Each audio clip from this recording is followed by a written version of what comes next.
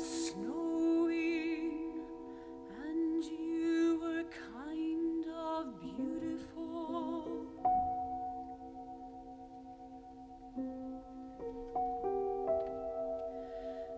We were in the city, and every time I looked up, someone was leaning out a window, staring at me. My favorite works of art are works that teach you how to experience them through the process of seeing them. So it's like, a novel that sort of teaches you how it works through the process. And this is like what I try to do in my music very much, is like through the courses of forms, I try to have people learn how to hear the piece via the order of events, sort of. And the more it goes on, the more it's about the memory of the thing. So yeah, it's funny. I think I lean more towards the linguistic as a composer, that I'm interested in a language that's understandable and perceptible and followable. Like if I'm not following my own story musically, then it's not interesting to me. I mean, not that there can't be moments of surprise, but just that the surprise is also part of the language.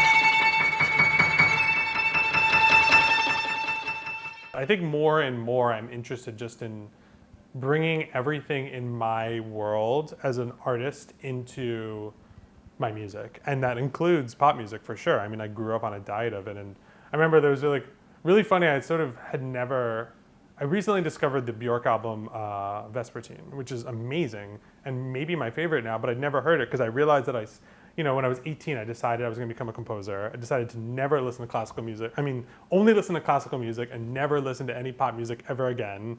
The extremism of like the 18-year-old, I think, is kind of a funny, beautiful thing.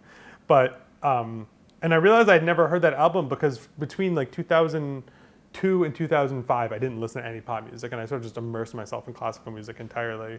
And then came back, and then around then, I'm like, wait a minute, this is dumb. I love all this music. I was just being really absolutist and silly. But I have holes from that period. And so yeah, I think that for me, the thing about music is just to bring in as wide as possible of a reference of things that I love. I mean, it's not about any kind of ideological thing. Isidora is a city where buildings have spiral staircases with spiral seashells and crosses.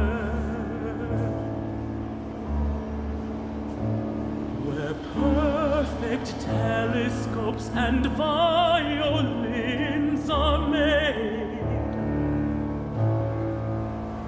where the foreigner hesitating between two women always encounters a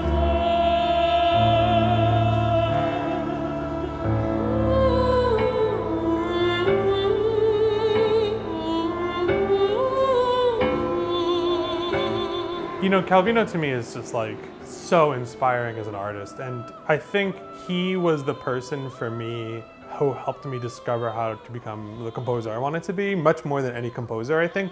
And what was so amazing about him was that I was trying to be, I was and do care about structure so much, and interesting, complicated structures, but also I'm interested in writing music that hopefully people think is beautiful and sensuous and lyrical. And so I read that book and I thought to myself, this is a writer who can accomplish lyricism and also complexity, but not complexity, like somehow complexity has come to mean like unpleasant somehow. And that's, not that people actually think that, but I think there is a sort of subconscious subtext of difficulty.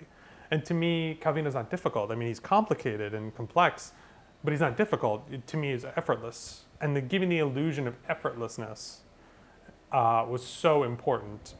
And so I read his books and I'm like, oh, this is what I want to do as a composer.